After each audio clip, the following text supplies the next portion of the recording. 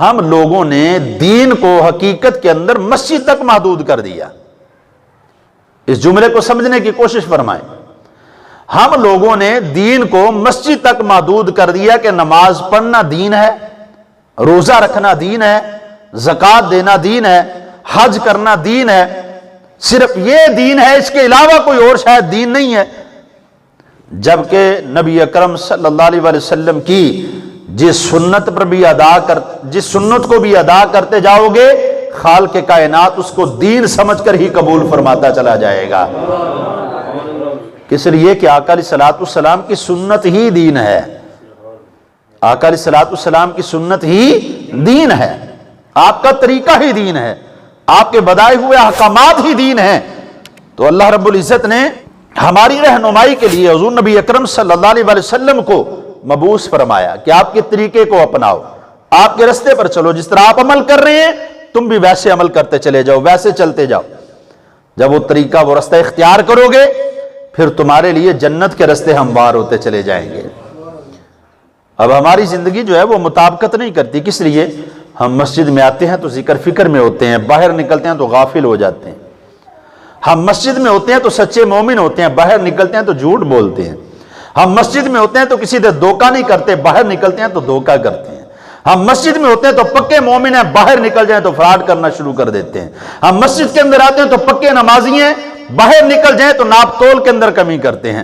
ہم مسجد کے اندر آ جائیں تو پکے مومن ہیں، باہر نکل جائیں تو دودھ کے اندر ملاوٹ کرتے ہیں۔ ہم مسجد کے اندر آ جائیں تو ہم بڑے ہی سچے اور پرہیزگار متقی نظر آئیں گے، لیکن جیسے باہر نکلیں ہم پھر بننے کاٹنے سے بھی باز نہیں آتے، کسی کی پیلی اپنی پیلی کے اندر، کسی کا کھیت اپنے کھیت کے اندر شامل کرتے ہوئے ڈر نہیں لگتا۔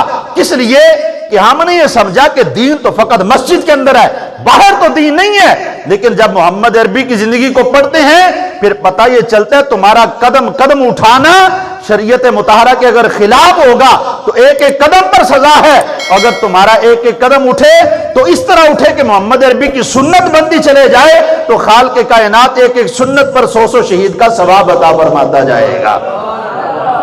کس لیے کہ شریعت مطہرہ کے اندر ہماری رہنمائی کی گئی۔ ہم نے اپنے مذہب کو، اپنے دین کو مسجد کے اندر بند کر دیا۔ کاش کہ ہم مذہب اسلام کو اپنے اوپر اپلائی کرتے، کس اعتبار سے کہ ہمارا مذہب ہمیں کن کن چیزوں کو کرنے کا، کن کن کاموں کو کرنے کا حکم دیتا ہے، وہ ہم کرتے چلے جاتے تو آج ہماری زندگی مشکل نہ ہوتی۔ جس طرح کہ اللہ رب العزت نے قرآن مجید فرقان حمید کے اندر، قرآن مجید کے اندر یہ دین اسلام کی کاملیت کو بیان کر دیا، اس کے مکمل ہونے کو بیان کر دیا۔ فرمایا الیوم اکملت لکم دینکم واتممت علیکم نعمتی ورضیت لکم الاسلام۔ خالق کائنات فرماتا ہے سونا محبوب ہم نے آج کے دن آپ کے اوپر اپنے دین کو مکمل کر دیا ہے، اور تمہارے لیے جو اللہ نے پسند کیا ہے وہ مذہب اسلام کو پسند کیا ہے۔ جس پر اللہ راضی ہے وہ مذہب کوئی اور نہیں، مذہب اسلام ہے۔ آج جب پہلے جتنے مذاہب تھے اللہ ان کو پسند کرتا تھا، کس اعتبار سے؟ جس نبی کا مذہب ہے، جو نبی شریعت لے کر آیا، اس نبی کے دور کے اندر اس شریعت کو پسند کیا گیا۔